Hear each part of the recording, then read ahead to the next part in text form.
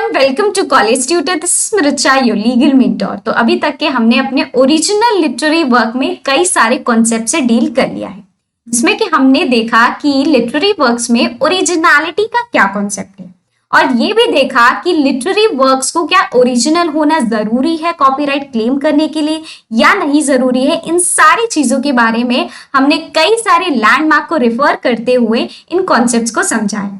So if you want to refer those videos, अगर आपको जानना है इसके बारे में, पढ़ना है, समझना है, तो आप क्या कर सकते हैं, कॉलेज ट्यूटर के प्लेटफॉर्म पे जाके वहां पे इन सारी वीडियोस को एक्सेस कर सकते हैं। So today in this video we will be dealing with copyright on events, idea, plot और थीम्स। क्या हम कॉपीराइट प्रोटेक्शन क्लेम कर सकते हैं इवेंट्स पे, आइडियाज पे, प्लॉट पे या थीम्स पे? तो इन सारी चीजों के बारे में हम आज की इस वीडियो में बात करेंगे। So without any delay, let's start our today's video. So first of all, हम एक बहुत ही लैंडमार्क केस के साथ क्या करेंगे, इस कॉन्सेप्ट को समझेंगे कि इवेंट्स पे क्या कॉपीराइट क्लेम किया जा सकता है या नहीं किया जा सकता। ठीक है, तो चलिए आगे बढ़ते हैं। In Indian Express newspaper Bombay private limited versus Jagmohan, Bombay high court ने ये ऑब्जर्व किया कि there can not however be a copyright in an event which has actually taken place। अगर कोई इवेंट अगर हो गया है तो उस पे हम कॉपीराइट क्लेम नहीं कर सकते हैं। ठीक है, मान लीजिए जैसे कि आपके कॉलेज या स्कूल में कोई बुक फेयर हुआ है। अब बुक फेयर क्या हो सकता है, एक तरीके का इवेंट ही तो होता है। या मान लीजिए कि आपके स्कूल में या फिर कॉलेज में स्पोर्ट्स डे हुआ है। ठीक है, स्पोर्ट्स डे भी तो एक इवेंट ही होता है। या कोई एग्जीबिशन हुआ है ना, या फिर कोई भी नेशनल लेवल पे या इंटरनेशनल लेवल पे कोई वेबिनार कंडक्ट किया गया है। ठीक है, तो ये भी एक तरीके के इवेंट्स ही होते हैं। तो अब इन सारे इवेंट्स पे या ऐसे कई सारे इवेंट्स जो कि पब्लिक में भी टेक प्लेस करते हैं, जैसे कॉन्सर्ट्स वगैरह हो गया, वो भी तो इवेंट्स में ही आते हैं। तो क्या ऐसे इवेंट्स पे आप कॉपीराइट क्लेम कर सकते हैं? तो चलिए बढ़ते हैं आगे। There is a difference between the materials on which the person claiming copyright has worked. जिस पर्सन ने उस वर्क पे अगर वो कॉपीराइट क्लेम करना चाहता है, अगर उस मटेरियल पे जिसपे कि उसने वर्क किया है, उसके बीच में डिफरेंस है। And the result of his skill, judgement, labour and literary ability apply to this work. और जिस वर्क पे उसने या जिस मटेरियल पे अपना उसने स्किल और जजमेंट और लेबर, लिटरेरी एबिलिटी जो है, ठीक है, वो अप्लाई करता है उस मटेरियल पे, उस पे, और इसके बीच में डिफरेंस होता है। ठीक है, देयरफॉर जो आइडियाज होते हैं, information, natural phenomena and events on which a writer invest his ability, his skill, capital and judgement are common property. This is very important. ठीक है, ये बहुत ही ज्यादा इंपॉर्टेंट है, जो कि आपको याद में रखना है कि ये कॉमन प्रॉपर्टी है। ठीक है, ये एक तरीके का इंटेलेक्चुअल प्रॉपर्टी यहाँ पे कुछ भी नहीं दिख रहा है। क्या नहीं दिख रहा है? Intellectual property. This is a common property जो कि आए गए इंसान के पास रहता ही रहता है, चाहे जो भी हो। हर एक इंसान के पास ये जो प्रॉपर्टीज है पाई जाती है। नेचुरल फिनोमिना, इसमें कुछ नया क्या है, that is natural, already existence में है। ठीक है, फैक्ट्स जो कि ऑलरेडी एग्जिस्टेंस में है। ठीक है, सबको ये सारे फैक्ट्स पता होते ही हैं। आइडिया पे हमें पता ही है कि मियर आइडिया पे हमें कॉपीराइट नहीं मिलता है, फैक्ट्स पे कॉपीराइट नहीं मिलता है, उसका एक्सप्रेशन में होना बहुत ज्यादा जरूरी है। तो क्योंकि ये सारी जो चीजें हैं वो एक तरीके से कॉमन प्रॉपर्टी में आते हैं, that is why we can not claim copyright on these property. ठीक है, जैसे कि वन ऑफ हो गया आपका इवेंट, ठीक है, and are not protected by the copyright. ठीक है, तो कॉमन प्रॉपर्टी के होने की वजह से, क्योंकि ये ऑलरेडी सब लोगों के ही पास है, मान लीजिए सबके पास है, अब सभी आ जाएंगे कॉपीराइट उस पे क्लेम करने के लिए। कुछ नेचुरल फिनोमिना हो गया, ठीक है, अब उस पे आगे लोग कि अरे मुझे कॉपीराइट चाहिए, मुझे कॉपीराइट चाहिए, तो कॉपीराइट का फिर क्या ही मतलब रह जाएगा, समझ रहे हैं आप? तो कॉपीराइट प्रोटेक्शन उसी को दिया जाएगा जिसमें आपका स्किल, आपका लेबर, आपका जजमेंट, ठीक है, आपने लगाया है, और विथ वो जो थॉट है, एक्सप्रेशन है, जो आपका थॉट है, आइडिया है या जो भी है, उसका एक्सप्रेशन में होना जरूरी है। और लिटरेरी वर्क में तो वो किस में होना चाहिए, प्रिंट में होना चाहिए और रिटन फॉर्म में होना चाहिए, तभी जाके आप क्या कर सकते हैं, लिटरेरी वर्क पे कॉपीराइट क्लेम कर सकते हैं। ये क्लियर हो गया। चलिए बढ़ते हैं आगे और समझते हैं प्लॉट, आइडियाज एंड थीम्स के बारे में कि क्या उस पे कॉपीराइट क्लेम किया जा सकता है या नहीं किया जा सकता। ठीक है, तो copyright in expression, copyright subsist in expression not in ideas. We already know that. अब तक तो हमने कई बार इस चीज को डिस्कस कर लिया है। Idea is not subject of copyright, हमें पता है। तो एक डोनोव वर्सेस अलाइड न्यूज़पेपर लिमिटेड का एक बहुत ही फेमस केस है जिसमें कि फारवेल ने, जस्टिस फारवेल ने ये हेल्ड किया कि if the idea however brilliant वो आइडिया हो and however clever it may be, ठीक है, बहुत ही ब्रिलियंट आपका आइडिया है, ठीक है, बहुत ही आपने उम्दा सोच लिया है, it's nothing more than an idea, सिर्फ वो आइडिया ही है, ठीक है, जितना भी आपका ब्रिलियंट आइडिया क्यों ना हो। It's not put into any form of words, अगर उसको किसी भी वर्ड के फॉर्म में आप नहीं डालते हैं और any form of expression such as picture और a play, then there is no such thing as copyright at all, तब आप उसके लिए, आप अपने आइडिया के लिए कॉपीराइट नहीं क्लेम कर सकते। And therefore the ideas, plots and जो थीम्स होते हैं ना, वो मियर एक क्या है, आपके दिमाग में है, एक आइडिया ही है, एक प्लॉट ही तो है, एक थीम ही तो सोचा है आपने, तो इस वजह से उन पे आप कॉपीराइट क्लेम नहीं कर सकते। ठीक, it is until is reduced into writing, जो कि हमको पता है, और into some tangible form, physical form में होना चाहिए। ठीक है, आपका जो वर्क है फिजिकल फॉर्म में होना चाहिए या फिर आपका वर्क रिटन होना चाहिए, that you get any right to copyright at all, and the copyright exists in a particular form of language in which, और in the case of picture, अगर कोई पिक्चर है तो इन किसी पर्टिकुलर फॉर्म में वो पिक्चर होना चाहिए जिससे उस पिक्चर को देखते हुए जो उसके या फिर जो रीडर है या फिर जो ऑब्जर्वर है उनको कोई इंफॉर्मेशन उस पिक्चर से मिले या कोई आइडिया वो कन्वे कर पाए हो।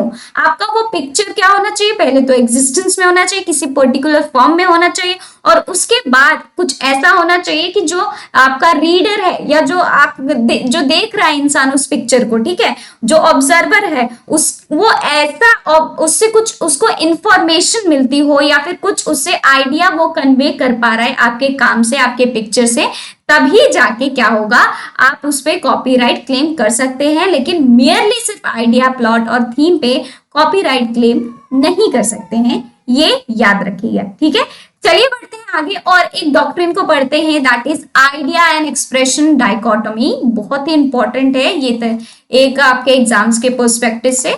सो इसको समझ लेते हैं कि what exactly is this doctrine.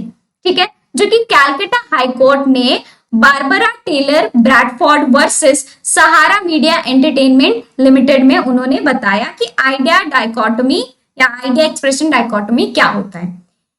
Court ने पॉइंट आउट किया that the law protected originality of expression and not originality of central idea, जो कि हमें पता है। ठीक है, first policy was that the law must protect originality of work, है ना, thereby allowing the authors to reap the fruits of their labor and stopping unscrupulous pirates from enjoying those fruits।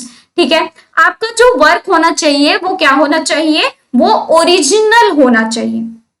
ठीक है, इसलिए जो लॉ है ना, सिर्फ originality of work को प्रोटेक्ट कर रहा है, ठीक है, आइडिया को नहीं कर रहा है। ठीक, आपका वर्क अगर ऑथर से ही निकल के आ रहा है, ओरिजिनल है, आपका एक्सप्रेशन में है, तो that work is protected under copyright.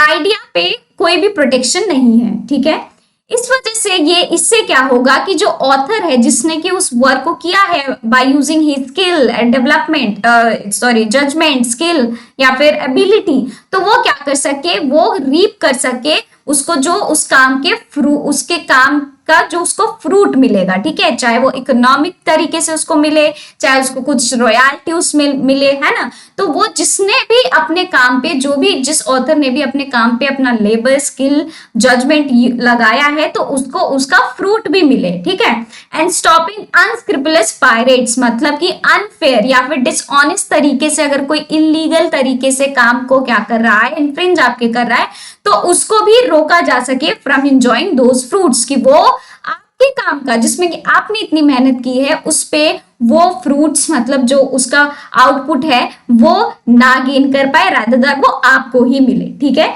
The second policy was that the protection must not become an over protection. हमने पहले भी डिस्कस किया है कि जो कॉपीराइट प्रोटेक्शन दी जा रही है वो एक तरीके से नेगेटिव राइट भी है। क्यों नेगेटिव राइट है?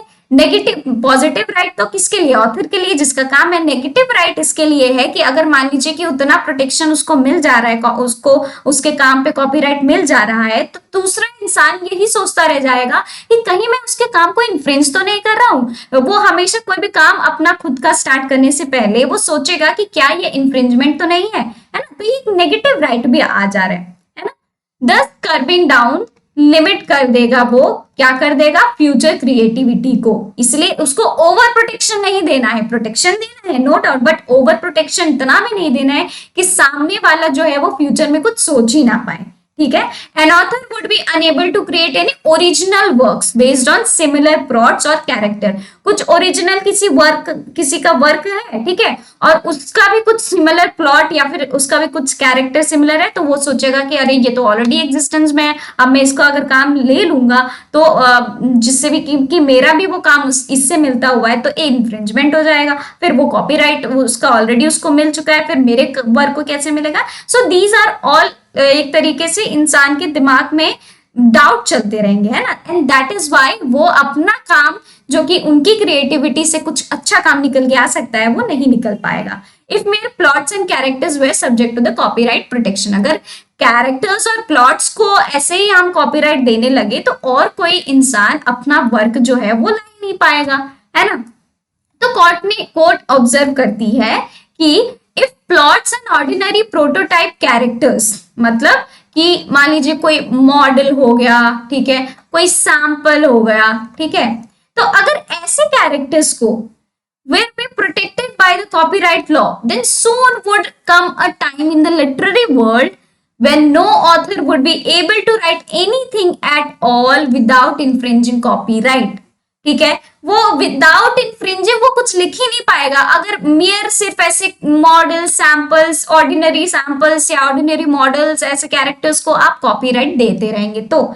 N intending author instead of concentrating upon the literary merit, ठीक है, वो अपने काम के ऊपर उसको लिटरेरी मेरिट क्या मिल सकता है उसके एक्सप्रेशन पे वो नहीं सोचेगा, रादर वो ये सोचेगा, वो अपनी पूरी जिंदगी ये लगा देगा सोचने में कि whether he is infringing the copyright of the other author who have written on this topic or that। तो वो सोचते रहेगा क्या मैं ये ऐसा कर रहा हूँ जिसने कि दूसरे ऑथर ने इस काम पे, इस वर्क पे मतलब कुछ लिखा हुआ है, ठीक है, क्या मैं उसके राइट को इन्फ्रिंज कर रहा हूँ। तो ये हमेशा वो जो इंसान है वो यही सोचता रहेगा, जिससे कि वो अपना कुछ क्रिएटिव वर्क जो है वो नहीं कर पाएगा, जिससे कि एक तरीके से रिस्ट्रिक्शन हो जाएगा कि जो वर्क एग्जिस्टेंस में है उन्हीं को वो उनको कॉपीराइट मिला हुआ है, और आने वाला कोई एक नया या अच्छा वर्क, उससे भी क्या पता अच्छा वर्क हो सकता है, तो वो नहीं आ पाएगा। And that is why idea expression dichotomy में यही बताया गया